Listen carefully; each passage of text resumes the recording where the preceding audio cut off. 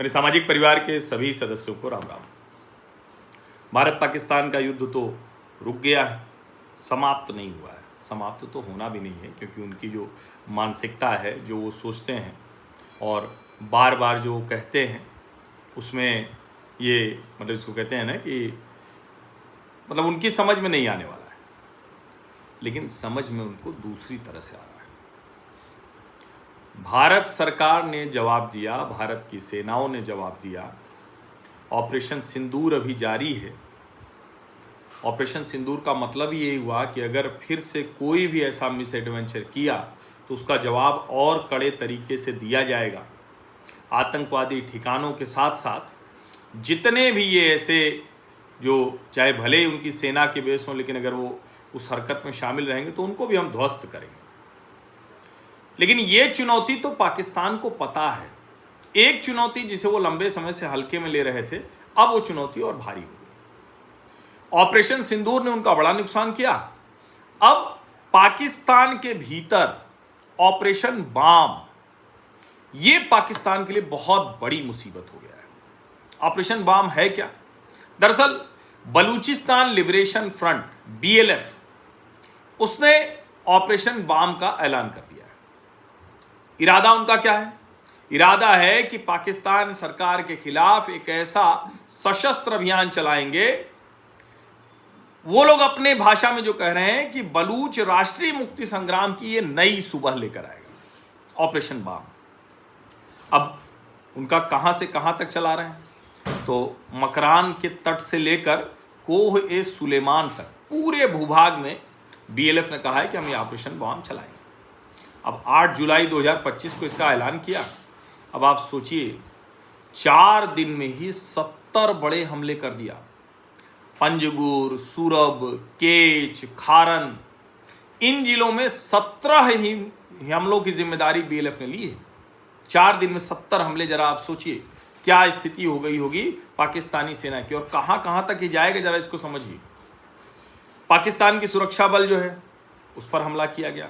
पाकिस्तान का जो economic structure है वो टूटेगा। लेकिन सबसे ज्यादा क्या चिंता की बात है पाकिस्तान के लिए, जो China Pakistan economic corridor CPEC, China Pakistan economic corridor, जो चीन पाकिस्तान आर्थिक गलियारा है, उस पर बड़ा संकट आ गया है। और यह पाकिस्तान के लिए सचमुच बहुत बड़ी चिंता की बात है। इन हमलों में उनके रास्ते बंद हो गए, संचार, दूरसंचार बंद हो गया, मोबाइल ये सब बंद हो गया, रेलवे मार्ग ठप हो गया है। CPEC का तो बड़ा हिस्सा वो अवरुद्ध हो ही गया है। BLF का है क्या रहा? BLF के स्पोक्स पर्सन मेजर ग्वाहरम बलूच का बयान क्या है? ऑपरेशन बाम के 80% लक्ष्य सिर्फ 4 दिन में ही पूरे कर लिए गए। और वो कह रहे हैं कि जो हमारे बलूच लड़ाके हैं वो बड़े स्तर पर कोऑर्डिनेटेड, जो कहते हैं ना कि अटैक्स, वो करने जा रहे हैं। अब अगर ये कर लेंगे, आपको याद होगा जब जाफर एक्सप्रेस रोकी गई थी, तभी ये लगा कि पाकिस्तान कुछ तो बड़े संकट में है। और अब ये संकट होता चला जा रहा है, बड़ा होता चला जा रहा है। अभी वहाँ जो पाकिस्तान का पंजाब है, वहाँ बस यात्रियों को रोककर हत्या कर दी गई। हालांकि ये किसी भी स्थिति में ठीक नहीं है, ये बिल्कुल ठीक नहीं है कि कहीं किसी नागरिक को, किसी आम व्यक्ति को कोई संगठन मारे, और अगर वो मार रहा है तो फिर वो उग्रवादी ही है, फिर वो आतंकवादी ही है। लेकिन अगर किसी को अपनी लड़ाई दूसरी तरह की है तो वो बात अलग है। फितना अल हिंदुस्तान ये नाम रखा है किसी संगठन ने। ये सामने नहीं आता है, गुप्त आतंकवादी संगठन है। अब कई लोग जो वहाँ के एक्सपर्ट हैं वो ये कह रहे हैं कि फितना अल हिंदुस्तान जैसी कोई चीज़ है ही नहीं, ये वही BLF ही है, नाम वो अलग अलग बदलता है। जो बलूचिस्तान CM सरफराज बुगती हैं, वो कह रहे हैं कि हम शपथ ले रहे हैं कि आतंकवादियों को जड़ से मिटाएंगे। जो शहबाज शरीफ के ऑफिस से बयान आया है कि हम एकता और ताकत के साथ आतंकवाद का सामना करेंगे, वो कह रहे हैं कि आतंकवादियों को हम छोड़ेंगे नहीं। अब बलूच आंदोलन, उसको आतंकवादी पाकिस्तान कहता है, लेकिन बड़ा समर्थन है उनको। 47-48 से वो मानते हैं कि जब 11 अगस्त 1947 को हमारी स्वतंत्रता हो गई थी, तो फिर मार्च 1948 में हमारा पाकिस्तान में जबरन विलय क्यों हुआ। मतलब वो ये मानते हैं कि हम तो एक फ्री नेशन हैं। BLF की स्थापना हुई 1964 में।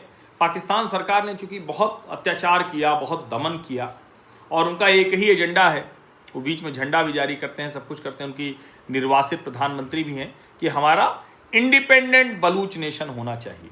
उनका ये भी कहना है गैस हमारे पास, सोना हमारे पास, तांबा हमारे पास, कोयला हमारे पास, सब कुछ हमारे यहाँ पाया जाता है और ये सब कुछ बेच देते हैं चाइना को। चाइना हमारे यहाँ के हमारा उत्पीड़न कर रहा है, नरसंहार कर रहा है, सेना अलग हमें परेशान करती है, बच्चे गायब हो जा रहे हैं, महिलाएं गायब हो जा रही हैं, उनके साथ दुष्कर्म हो रहे हैं।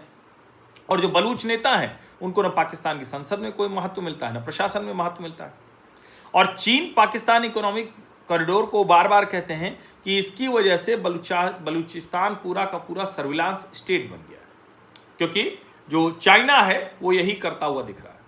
अब ये जो हमले हैं जाहिर है चीन के लिए बड़ी चिंता की बात है, और इसमें जो ज़्यादा मुश्किल है कि जो ये सब कुछ हो रहा है, चीन वैसे ही आर्थिक स्थिति उसकी बहुत ख़राब है, उसमें ये जो हमला हो रहा है ये उसकी आर्थिक स्थिति और ख़राब करेगा।